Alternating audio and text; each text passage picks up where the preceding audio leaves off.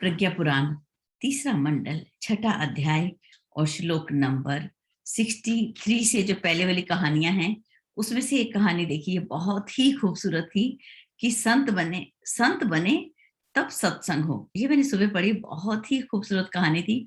इसको कहानी क्या एक उदाहरण है हमारा जीवन कैसा हो।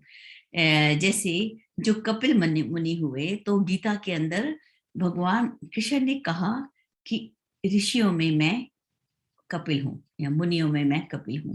तो कपिल मुनि एक ऐसे मुनि थे, ऐसे ऋषि रहे जिन्होंने अपनी माता को दीक्षा दी। जो माता को ही भी नॉलेज देता है वो कपिल मुनि। उनकी जो यहाँ पर बात हो रही है कि 24 अवतारों में से एक कपिल जी कर्दम ऋषि तथा देवहूति के पुत्र थे। अब कपिल जी तो ज्ञान अवतार थे, सहज संत। पुत्रियों का विवाह करते ही ऋषि कर्दम और माता देवहूति ने संन्यास ले लिया था। देवहूति ने ज्ञानी कपिल जी से पूछा। अब देखिए, माता अपने पुत्र से पूछ रही है, इंद्रियां चोरों की तरह आचरण करती हैं, मैं ऊब गई हूं, स्थिर आनंद की प्राप्ति के लिए क्या करूं। कपिल जी बोले, माता जी, इंद्रियां और मन असत का संग करने के आदि हो गए हैं। जो उत्तर दिया उन्होंने बोला, माँ कि इंद्रियां और जो मन है वो असत का संग करने के आदि हो गए हैं। असत के संयोग से ही दुख की उत्पत्ति होती है। जब हम असत का संयोग करते हैं तो किसकी उत्पत्ति होती है? दुख की उत्पत्ति होती है। संग अर्थात आसक्ति छूटती नहीं, इसे असत से सत की ओर मोड़ दिया जाता है। अब इसको हमने कैसे मोड़ना है? असत से सत की ओर इसको मोड़ दिया जाए। किसको? अपने संग को। आसक्ति जो है असत से सत की ओर इसको मोड़ दिया जाता है। इसी मोड़ से सत्संग मिलता है और सत्संग से आनंद उपजता है। देवहूति बोली कि संत तो सागर में दिखते नहीं, सत्संग कैसे करूं, किससे करूं? ये जो संसार सागर है इसमें संत तो दिखते ही नहीं। माँ अपने पुत्र से पूछती है कि मैं सत्संग क्या करूं, किससे करूं, कैसे करूं, कि यहाँ पर मुझे तो संसार सागर में मुझे तो अच्छे लोग मिलते नहीं।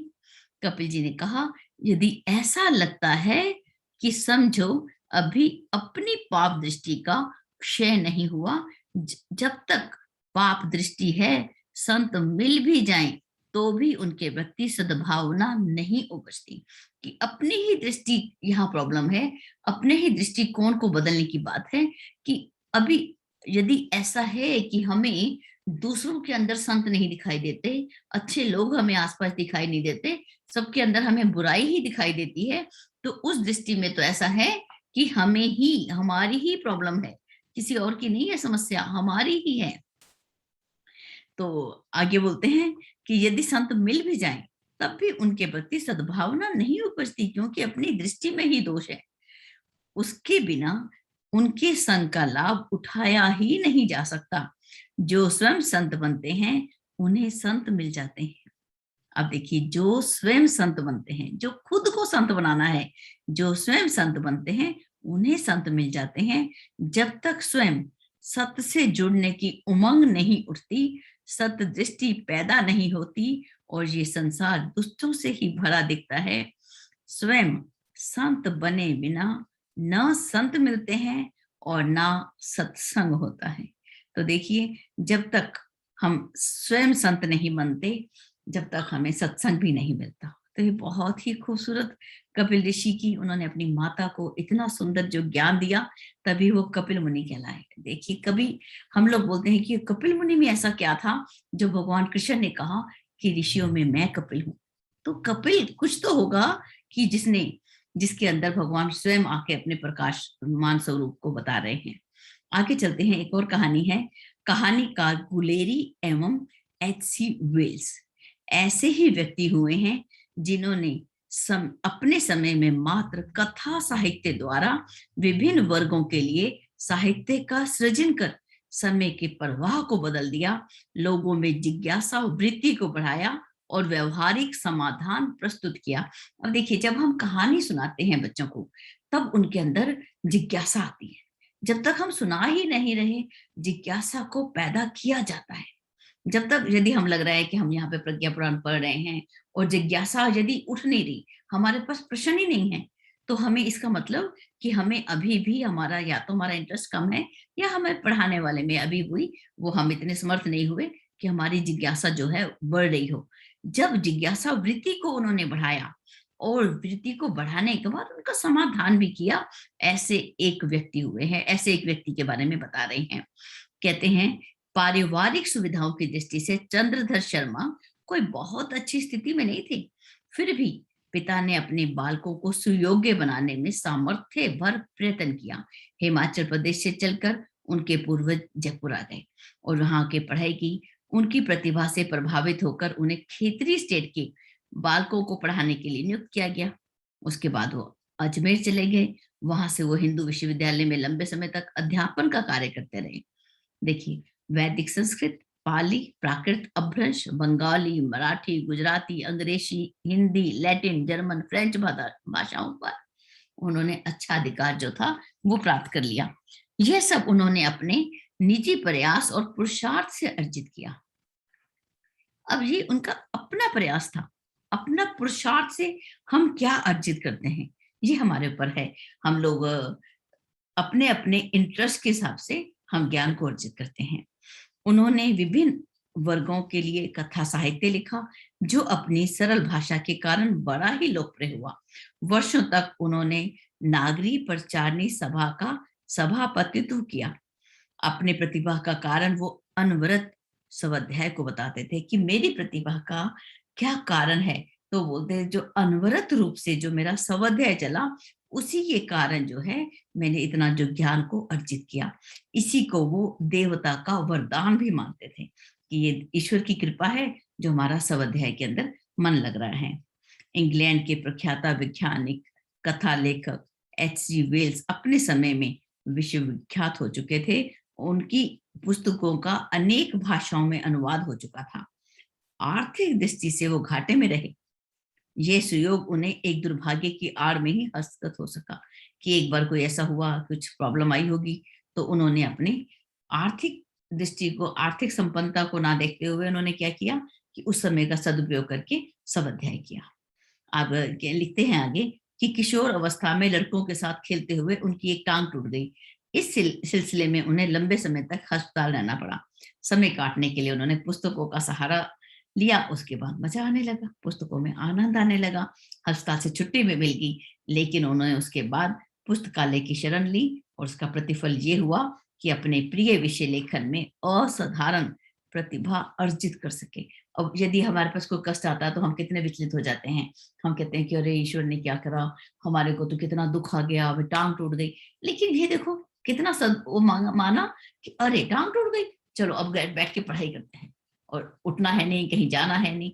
तो अवसर जो आता है ना, उसके पीछे कोई कारण है। और यदि कोई घर में कभी कुछ भी होता है, यदि हम सोच लें कि ईश्वर की यही मर्जी है और इसमें भी कुछ छिपा हुआ है, ईश्वर का कोई रहस्य है, तो देखना उसमें से कुछ ना कुछ पॉजिटिव निकल के जरूर आता है। कभी भी दुखों से और सुखों में डगमगाना नहीं है।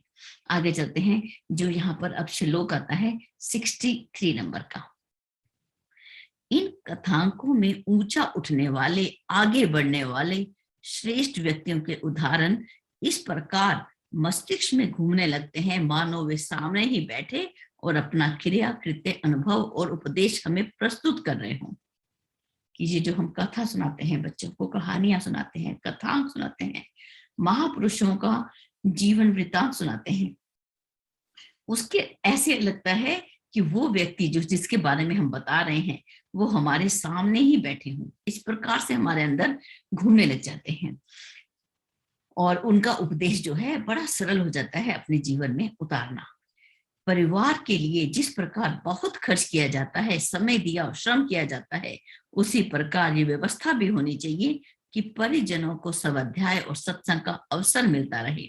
ज्ञान मंदिर, पुस्तकालय से स्वाध्याय का और कथा प्रसंग से सत्संग का लाभ मिलते रहने पर परिवार का स्तर हर दृष्टि से समुन्नत होने की आशा बनती है। इसलिए ये कदम उठाए ही जाने योग्य है। अब देखिए कितना सुंदर बताया कि अगर हम परिवार के लिए बहुत सारा समय देते हैं, देखिए पूरा समय जो है परिवार के लिए चला जाता है, पूरे श्रम सारा दिन घर के काम में निकल जाता है। घर का काम तो अनंत होता है, मुझे तो लगता है कभी फिनिश ही नहीं होता। सारा दिन सुबह का बदले शाम, शाम की रात, और किस तरीके से जो हम लोग बिजी रहते हैं। जब हम परिवार को समय दे रहे हैं, श्रम दे रहे हैं, अपने साधन दे रहे हैं, सुविधाएं दे रहे हैं, तो उसके साथ हमें एक और काम करना है कि अपने परिजनों को स्वाध्याय और सत्संग का अवसर भी मिलता रहे।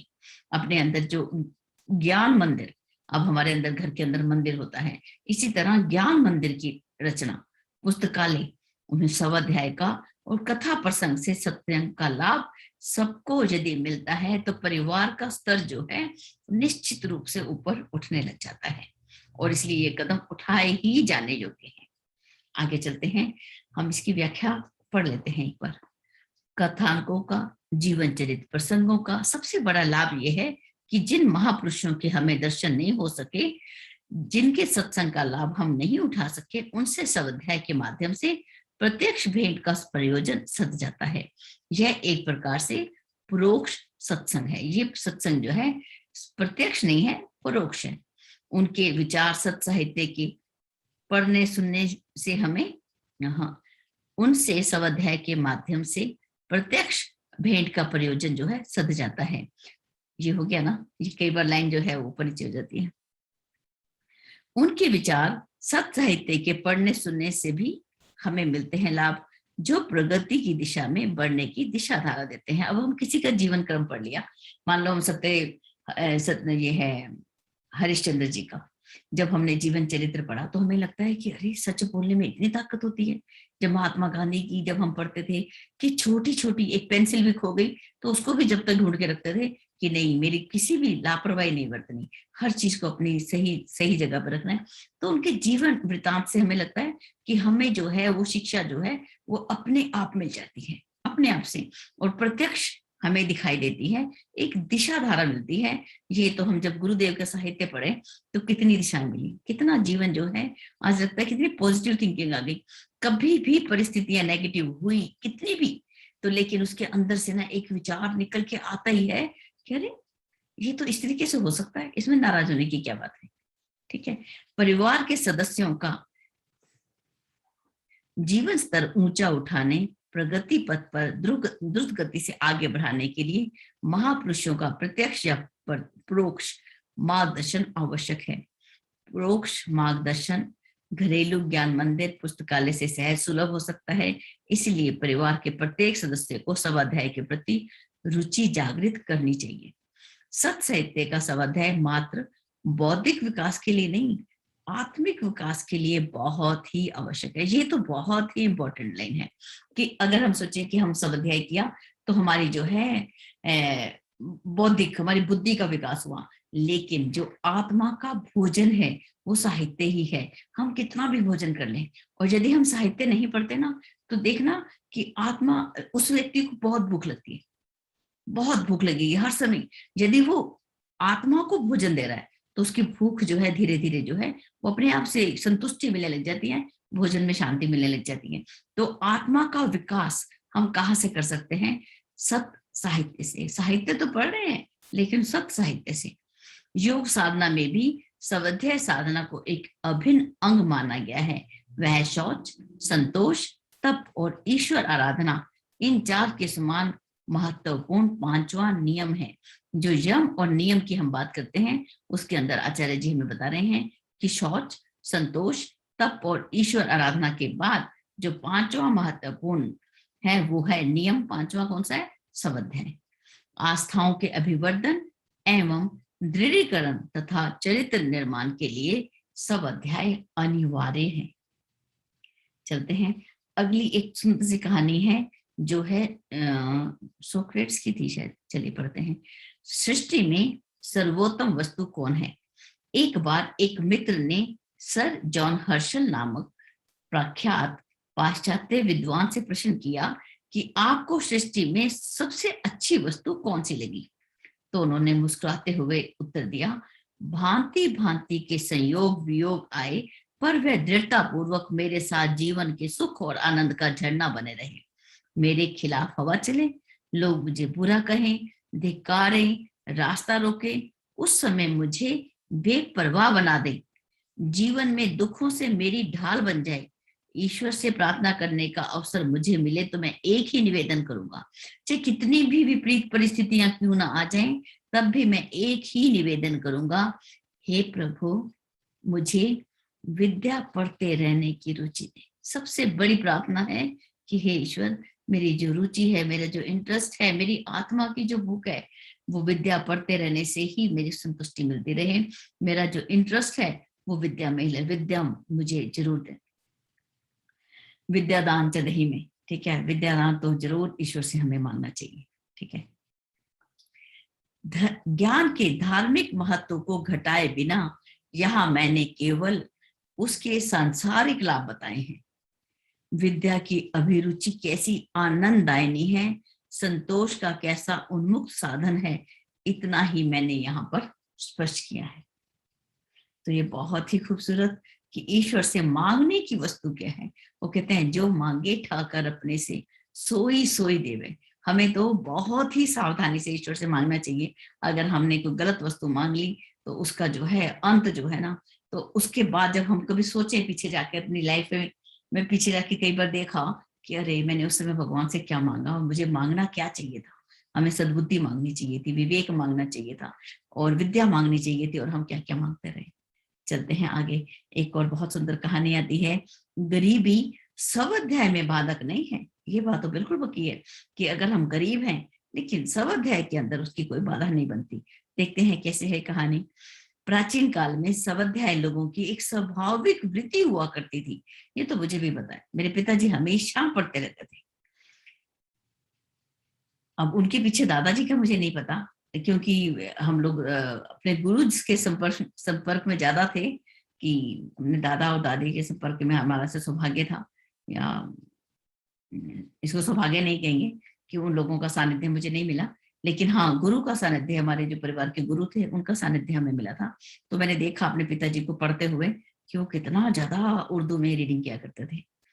तो चलते हैं कि पुराने समय में लोगों की एक अभिरुचि रहती थी किसके अंदर, स्वाध्याय के अंदर। हर घर में गीता का पाठ होता था, हर घर में दादी माँ, मैंने बताया था दादी सासू माँ मेरी हमेशा ही सुबह उठकर गीता पढ़ना ही उनको अनिवार्य नहीं था, परिवार की हर बच्चा जो था वो गीता का पाठ किया करता था।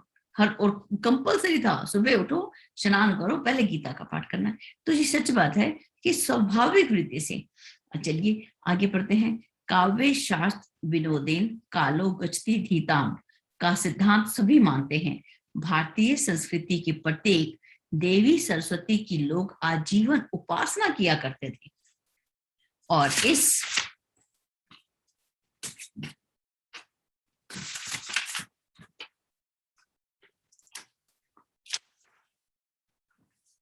प्रकार बिना श्रम संसार सागर से पार उतर जाया करते थे। अब की स्थिति भिन्न है। लोग अभाव और आर्थिक परिस्थितियों को कारण बताया करते हैं। कुछ लोगों को समय न होने की शिकायत रहती है।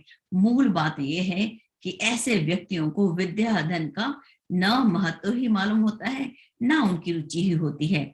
अनेक दृष्टांतों से यह सिद्ध हो चुका है कि गरीबी विद्या अभ्यास में बाधक नहीं है। तो निश्चित रूप से नहीं है। हमें इस बात को मान लेना चाहिए कि हम समय का अभाव है, ये बात हम नहीं बोल सकते कि मुझे स्वाध्याय के लिए समय नहीं मिलता।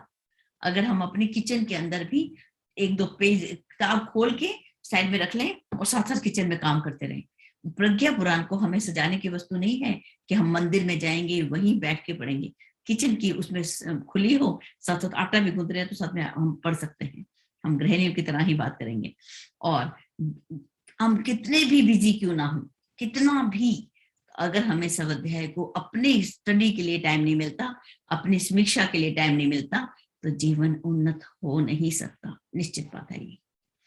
आगे जो नाम कुछ लोगों के नाम बताते हैं कि जिनका जीवन बड़ी कठिनाइयों में बीता, तब भी देखिए वो लोग कौन कौन से लोग हैं। अब इनके नाम Publius Syrus, Aesop, Cleanthes, Booker T Washington और टेरेंस आदि प्रतिभाशाली विद्वानों का प्रारंभिक जीवन बड़ी ही कठिनाइयों में बीता था, तो भी उनके ज्ञान अर्जन की महत्ता प्रतिपादित कर दिखाई है उन लोगों ने। एपिक्टेटस 10 वर्ष गुलाम रहा, उसके मालिक ने उसका पैर ही तोड़ दिया, किंतु बाद में उसने अपनी झोंपड़ी में बैठकर शास्त्रों का सब अध्ययन किया और विद्वान हुए। रोम के तत्कालीन सम्राट आडियोन भी उसके पांडित्य का लोहा मानते थे। पाइथागोरस ज्यामिति शास्त्र का प्रकांड विद्वान हुआ है। वह जीवन शास्त्र और नैतिक दर्शन का भी पंडित हुआ। कम लोग जानते होंगे कि वह जंगल से लकड़ियां काट कर लाता था और उन्हें बेचकर अपनी आजीविका चलाता था। टस्कनी की ट्यूरेंटाइन अकेडमी काउंसिल के उच्च और महान प्रतिष्ठा के पद पर नियुक्त होने वाला प्रसिद्ध इटालियन लेखक जेली जाति का दर्जी था। उसने इतने ऊंचे पद पर पहुंच जाने पर भी अपना धंधा दर्जीगिरी नहीं बंद किया। वो कहा करते थे, मैंने इसी व्यवसाय के सहारे विद्या पाई है।